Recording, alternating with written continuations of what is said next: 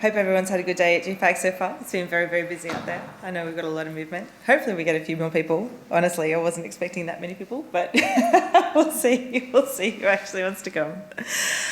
So I imagine that coming to a GCAP conference and looking down the list of speakers today, you may have wondered, why on earth is NBN here? And if you did get past that, why are they talking about collaboration with the gaming industry?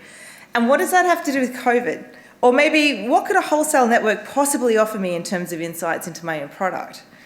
My name's Campbell, and I'm here today to walk you through how closely we have worked with major publishers and partners in the last 5 years and how this collaboration has improved the experience of your customers.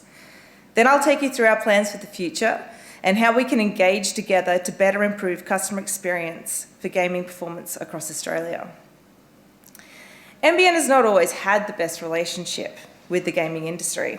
In fact, it's fair to say that it took us a long time to move the company from a network perspective of its service. That is, get the network built, get it connected to people and companies in the fastest possible way against very strict performance measures, to an over-the-top perspective. That is, how can we support the companies delivering products and services over the network? And what can we do to make sure that everyone is having the best digital experience? There are many reasons for this. A significant part of it was our focus on getting the NBN built and fully operational, a declaration that was made in 2020, which has since allowed us to focus on upgrading services, flipping premises from legacy copper technologies to full fibre solutions, via NBN fibre to the premise, and importantly, educating the public on what kinds of speeds and what kinds of connections work well for the smoothest, the fastest and most stable experience of digital products and services that they buy, like games. A small plug, if I may, for the NBN Full Fibre Upgrade Program. If you haven't already, head to our website and check out your address to see what's available to you and what might be coming. You can also register your details to get updates on when you might be able to upgrade your FTT NLC services to P. The start of the COVID pandemic in Australia really brought the importance of our relationship with industry home, not just to NBN, but to every wholesale provider across the globe. As the wholesale network company, we manage, we monitor and we support broadband data use across the country. We have an acute understanding of when and how the network will likely come under heavier use, and we make sure that both NBN as a wholesaler and our RSP partners are equipped to manage these significant shifts in network loads. We're also pretty good at predicting how and when people will want to use the network, to the point that there's really only been one time in NBN's history that an unprecedented load has come across our network, and that was the introduction of Netflix as a streaming service, not just a DVD distribution hub. This was known in the industry as the Netflix effect. At the outset of the pandemic and the implementation of stay-home policies across Australia and across the globe, we saw the second ever diversion of predicted use. Stay-home policies meant that people were in fact staying home. And with that came a sudden and complete change in network traffic profile. When we discuss traffic profiles, there are two significant elements. The first is baseload traffic, which consists of the day-to-day expected throughput. This can be made up of all kinds of applications and data using services that we use as part of our everyday routine. During the work hours, applications associated with work are prominent. During the evening, applications associated with socialisation and the consumption of media start taking over. This results in a classic usage curve of low throughput throughout the day, slowly increasing into the evening peak and then tapering off into the late evening. On top of this base load, surgy or bursty application demands can appear. These events are driven primarily by gaming updates, which when deployed at just the right time are responsible for over 95% of NBN's peak traffic usage. That's right, the gaming industry is responsible for driving the vast majority of peak throughput records, not just in Australia, but across the globe. So never doubt that your patch has impact. These events pre-COVID were relatively easy to manage. We experienced surges, sure, but nothing that fell outside the comfortable leeway built into network capacity. When stay-home policies implementation walked across Australia, that baseload significantly increased as people managed their whole lives from home, So did the impact of the sweeping bursty game patch updates that were dropped across our network, leading right into an already bolstered network load. This, as you can imagine, led to a significant increase in network utilisation across Australia. So let's break this down. We'll start by having a closer look at application use against the previously expected use. Application use is NBN's sort of shorthand for what sort of things are people doing on the internet, which is a risky question for sure, but from which we can classify traffic and trends into broad categories like you can see here. Unsurprisingly, streaming and web services make up the bulk of base traffic load. During stay-home periods, we remarkably didn't see a massive shift in streaming services. This should not be seen as stagnant growth for this industry. As you all experienced, we streamed more than ever during these times. But the capped impact of greater data use is due to the incredible work that we did with the streaming industry that I will talk about a little later on. We did see a significant growth in web access and a surprising decrease in social media use and a significant increase in tunnel and remote access given that everyone had to log in remotely to work and school. These areas are harder to mitigate in terms of reducing network load, so it's fair to say that these numbers better reflect uptake in use, except for those categories that cut across video conferencing, because we worked very closely with those industries too. The top story in this graph is gaming growth. I'm sure that you all would have seen in your own data, gaming came out during this time as the big commercial growth opportunity, with 39% and 51% growth in gaming activity across March and April respectively, and still 14% higher than our predicted baseline in May. During this time, people came together through games.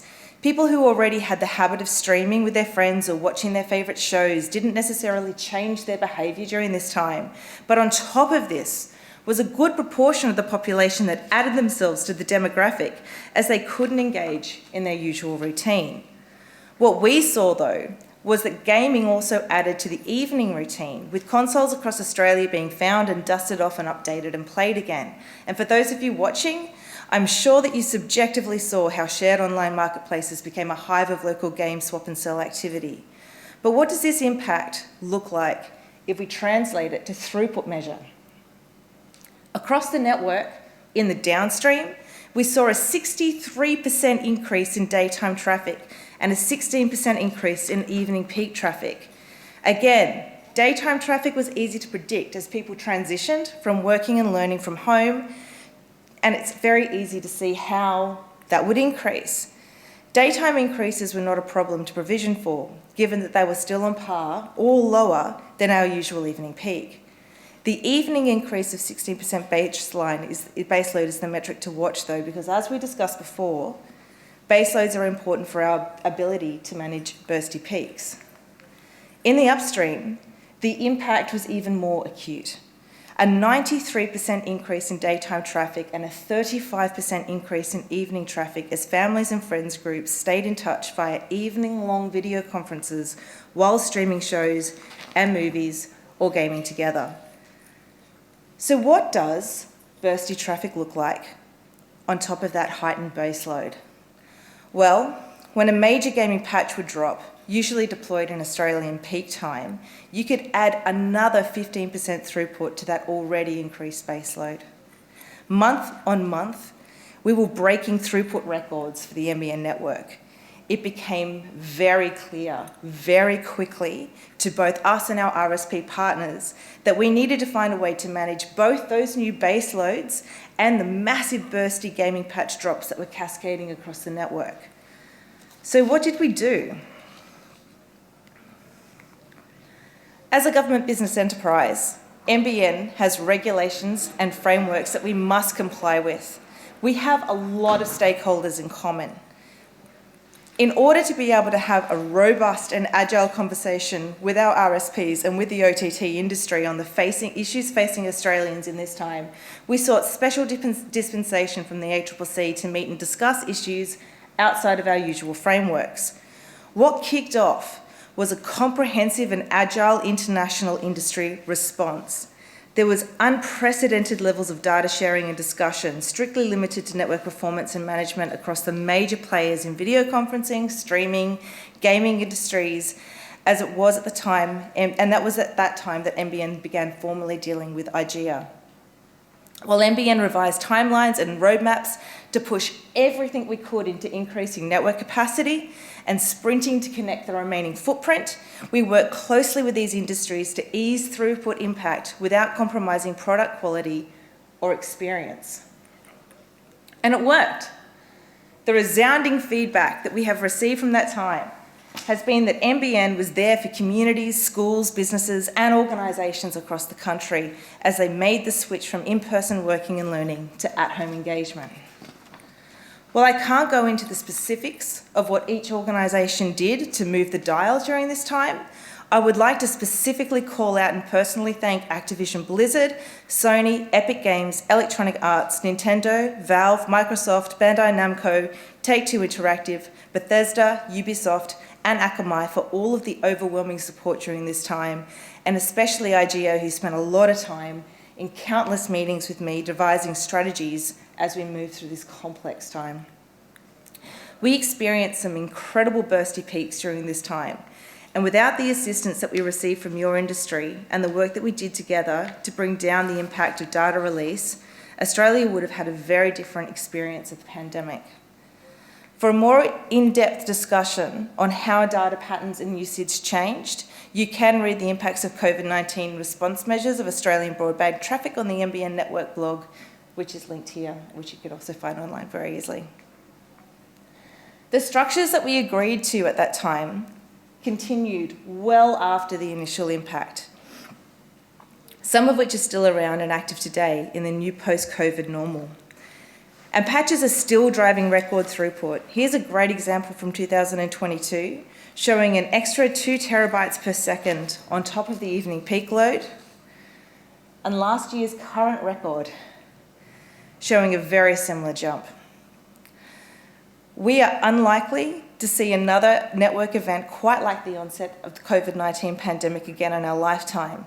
But if we do, we know that NBN and industry will be there and ready to meet it. But what then? We have moved to a post-COVID world. Flexible working has continued across most industries, and gaming continues to be a major application used across the network. It seems like an exceptional time to delve deeper into how NBN could better support this important industry and our shared customer base. Over the past few years, NBN has embarked on a series of studies to better understand how different kinds of network interference or degradation affects gaming customer experience. Gaming experience is a complex and intricate thing to understand and measure. There are many, many elements that need to be taken into consideration. What elements of your experience can be attributed to jitter?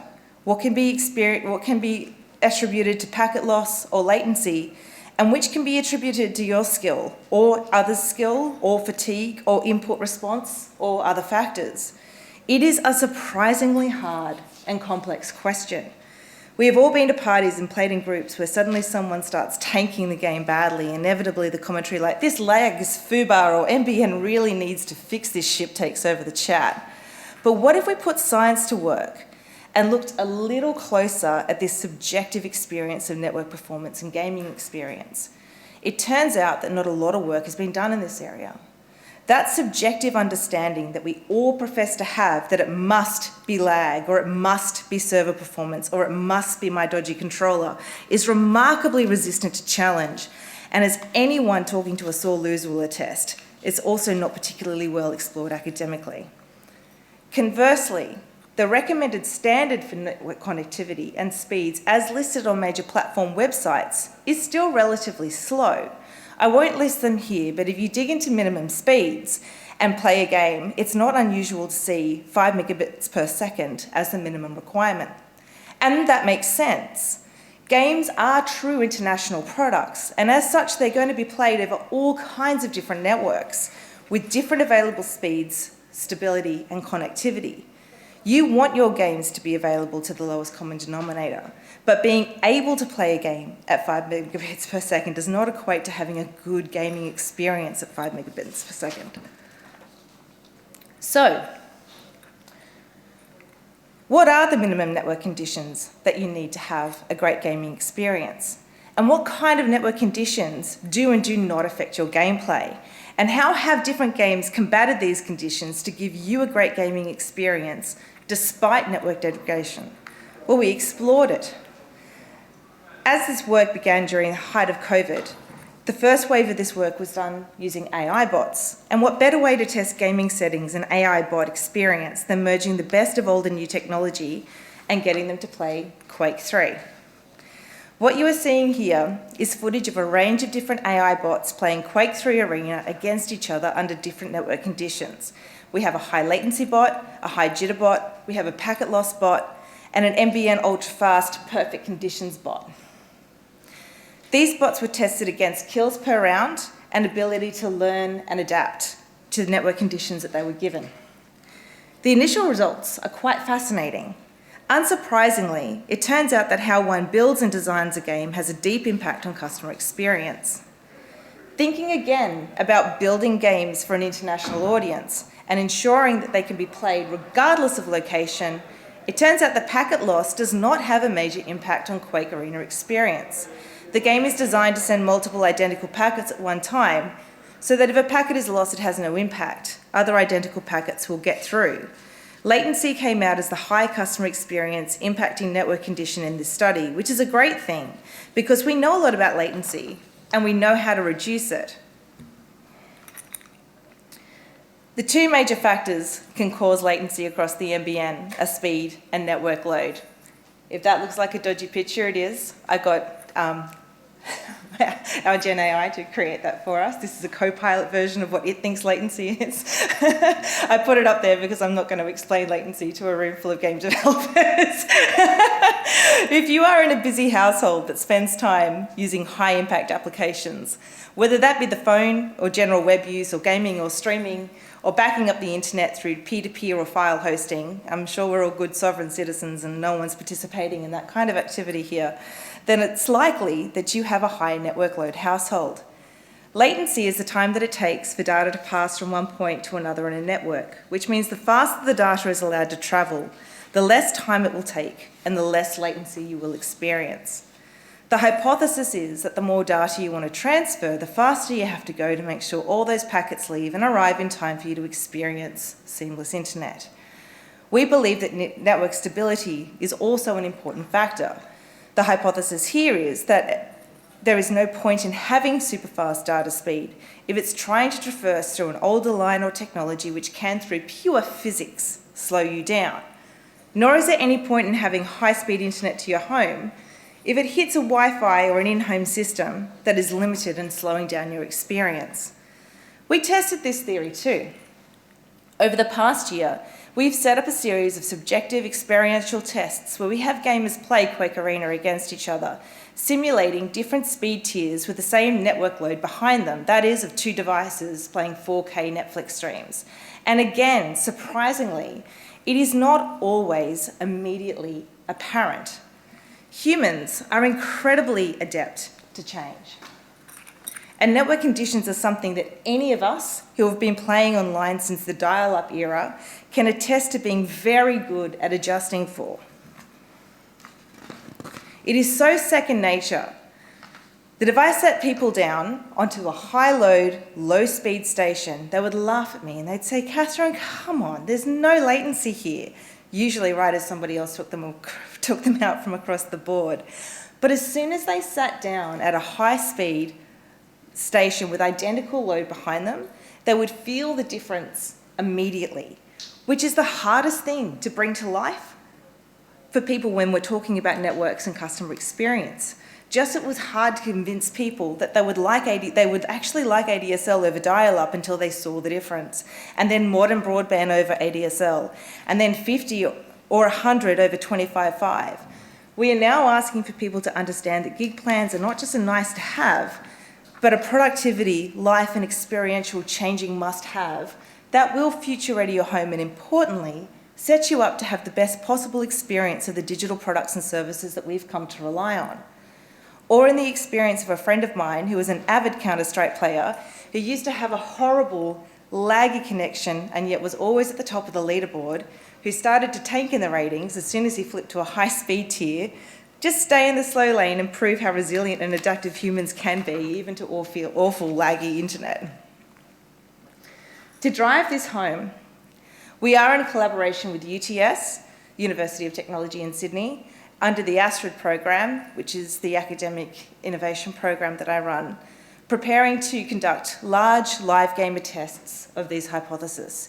We have some exceptional industry partners standing behind us while we all wait for the design and the agreements to be in place so that we can actually formally announce. We are looking to run this very public study in coming months with a view to share the study findings through peer-reviewed academic journals. We hope to be able to give the gaming industry true insight into how their products traverse the NBN and how we can continue to design and manage the network to provide the optimum experience for everyone and to ensure that industry understands the NBN well enough to optimally design their games to create a better outcome for everybody. Thank you.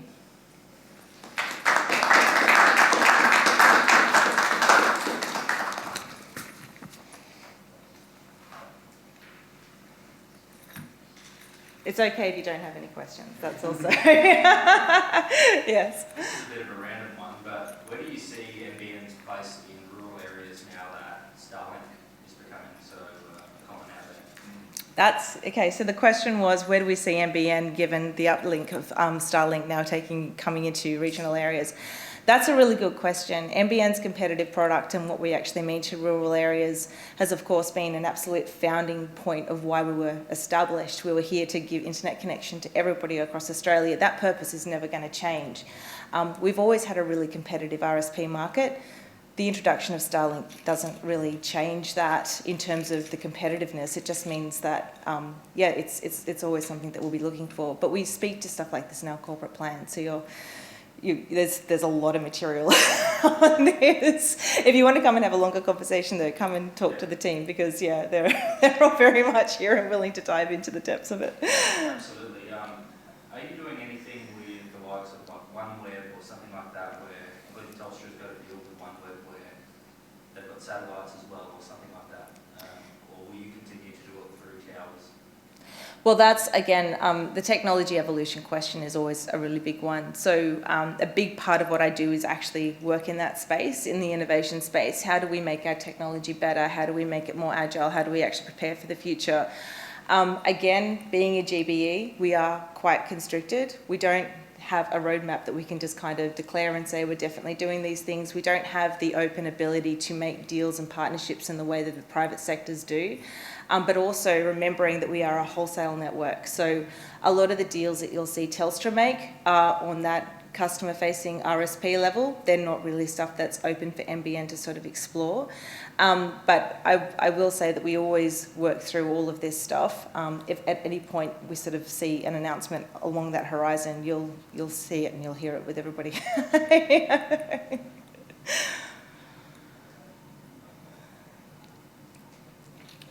Anybody else? Perfect. Anmol? Really good speech. I was wondering the IGA relationship, you talked about it in the past. Yeah. Is that something that's still active now? What do we do in the industry today? What kind of allows people to have a relation out of the network? Yeah, so the question was, what is NBN's current relationship with IGEA? We are a member of IGEA, so we formally arrived as a member this year. We've done a lot of work with them leading up to this point, but now we are a member. What are we going to be doing moving forward? A lot of the stuff that we spoke about in the second half of the speech, so we really want to drive academic study and network study to find out really good ways that we can support the gaming industry. But we've also got a lot of stuff that we want to support each other in the talent pipeline and building out proper STEM talent in Australia. It's a real issue for everybody in telco, but it's also a real issue for the gaming industry, making sure that you're finding and supporting the right talent through. But at the end of the day, we want to make sure that one of the biggest industries in Australia that is deploying their product across our network, understand that network, and we can actually do things to help improve their customer experience. Really? Question. You may have said this in the speech, so sorry if I'm making you repeat yourself. That's okay. You talked about research and things that were done, particularly with the Health University. Are the findings published somewhere that I can read? Yeah, so the question was, are the findings of our research articles published? Yes, so everything that we haven't published already on our website, so the first half of the speech is all covered by a very extensive paper that's got a lot more data in it. That's a little bit of the data from that paper, but that's all up on our blog. The academic research that we're now starting to engage in, because we've only just started running the studies, it hasn't all been published yet, but as soon as these studies are finished, we sort of know that, well, we're pretty hopeful that the real life studies are going to replicate what we've done with our AI bots in the lab, and if it does, you'll see it published in articles once that work's complete. But the big thing that we're working towards at the moment is that big live gamer study where we're hoping to wash 200 or 300 gamers through and actually see what it looks like on the other side. Yeah? The Australian industry is very mobile heavy. And obviously NBN is very network heavy. But are you doing anything in relation to the mobile aspects? Do you have any influence in the 4G, 5G aspects as well, or is it purely just NBN hardwired networks? So the question was whether or not NBN's working in the 4G, 5G space, or whether or not we're purely fixed line. There's always going to be elements of all of that within the NBN tapestry. There always has been, there always will be. But again, it comes back to talking about that competitive landscape that NBN sits in. we have a firm belief that a fixed line network is what's needed to be the fibre backbone of Australia and what that actually means for data support and people's customer experience. There's always going to be a place for 4G, there's going to be a place for 5G and beyond as well, but they are looking at different types of internet, different types of markets and different types of things that people want to do in their home. So we'll always be there for the really high end users, and anyone that's tracking data use at the moment can see that it is going up and up and up and up and up, and it's only going to keep going up and up and up.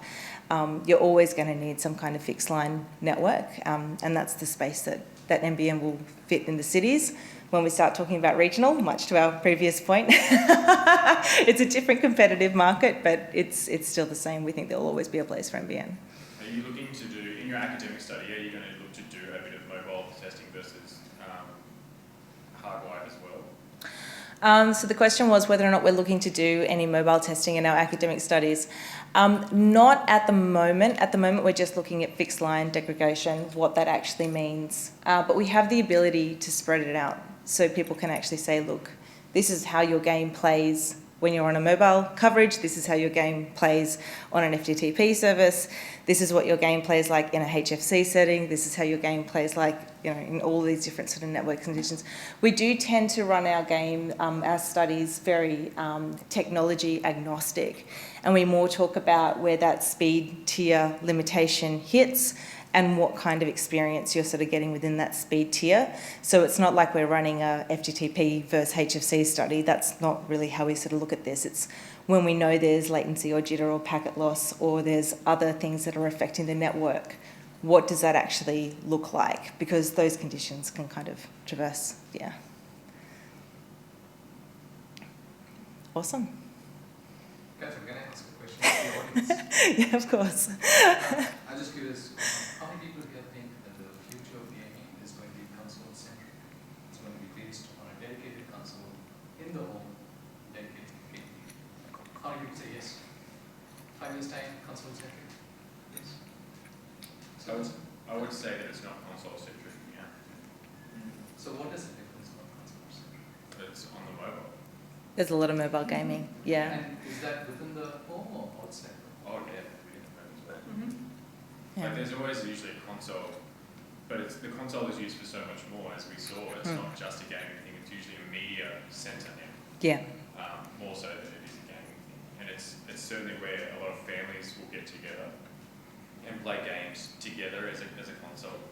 But there's many times where you watch, there's someone dual screen, and they have this, a movie streaming on the TV, but people are still on their phones playing other games or streaming social media or something like that. Would that be So the or would that be, like if Most people, family are using phones and they've got kids, they've got data with it. So I imagine at home they're on Wi-Fi versus.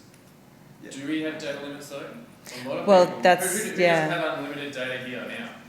Yeah. I'm just asking. Yeah. No, so for the people that are actually like listening in on this that can't hear the conversation, they're talking about where is the main gaming centre actually going to be in a home? Are we going to see more mobile gaming take off rather than things that are console oriented? And the point very rightly was made is that our definition of what is console oriented, I think, has actually shifted.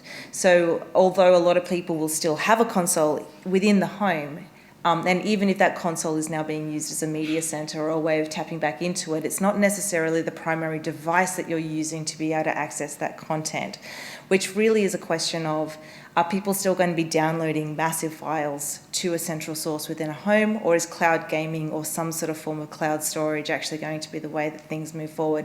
And again, I think we're already there. I don't know about many people here, but I know with all of my consoles, nearly all of my games are stored in the cloud. I have next to nothing properly installed in my console. If I don't have to, it won't be there because it's small. Like I've upgraded it. I use PlayStations a lot, so I can upgrade the hard drive. But it's just not something that I generally like to do now that I know that I've got that storage. What does that mean for NBN, and what does that mean for NBN speeds, and what does that mean for stability of gaming? Again, it depends on the kind of game that you're playing, how you're actually accessing that media. If you're just doing it over Wi-Fi, you're still using an NBN.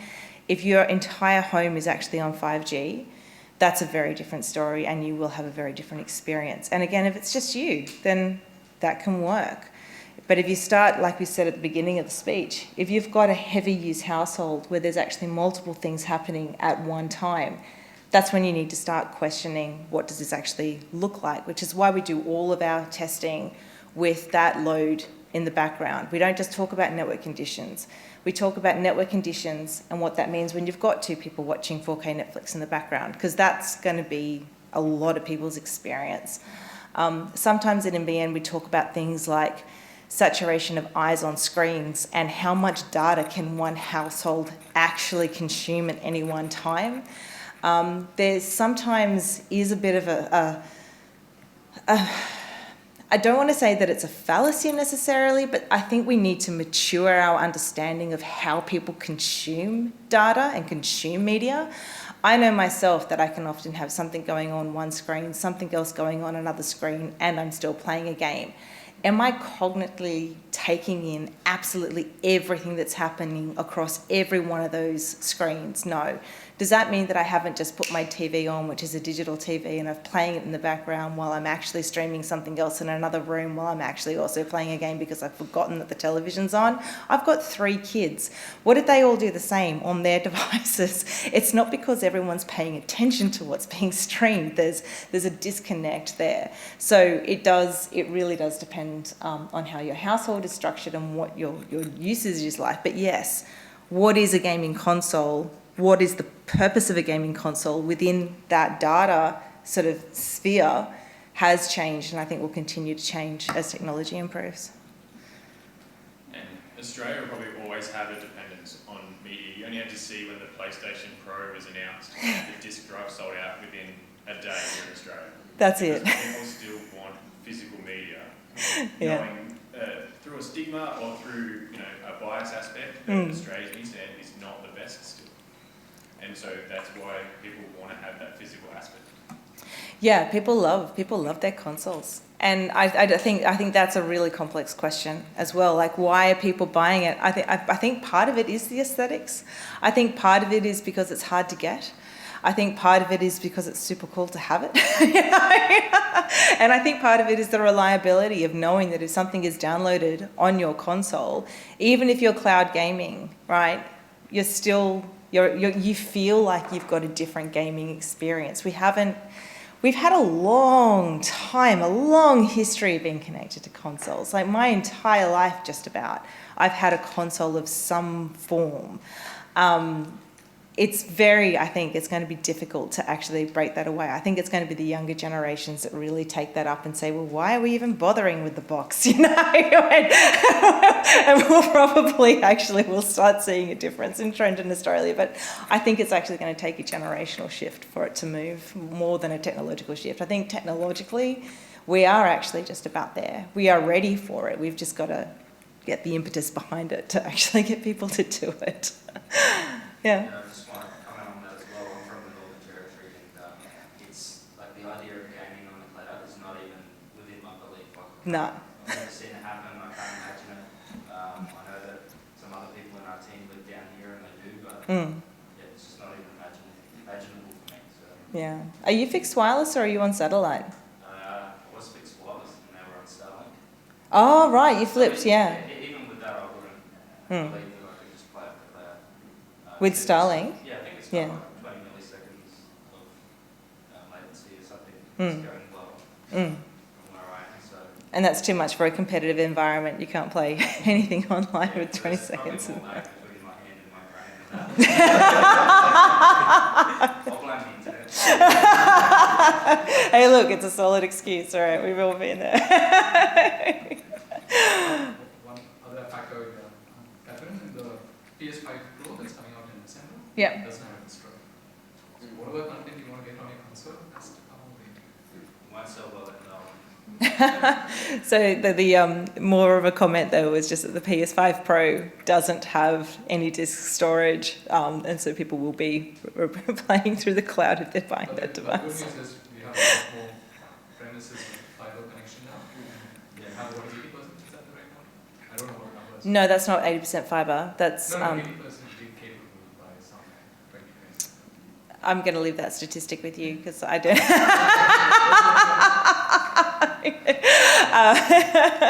But I can very solidly say that 83% of Australia's internet goes through the NBN, which is just phenomenal to give you an idea of the scale of it. So it is really important to get this right. People talk a lot about how, 5G and 4G are going to take over the world and destroy the value base for NBN, but we're just not seeing it in the statistics. And, at some point that might change. Like I said, we are in a very competitive marketplace. We're meant to be. That was how we were designed. We weren't designed to kill technology. We were here to try and innovate, to bring everybody back up. But I think 83% is still a pretty solid figure for one wholesale broadband network. So I think we're doing all right.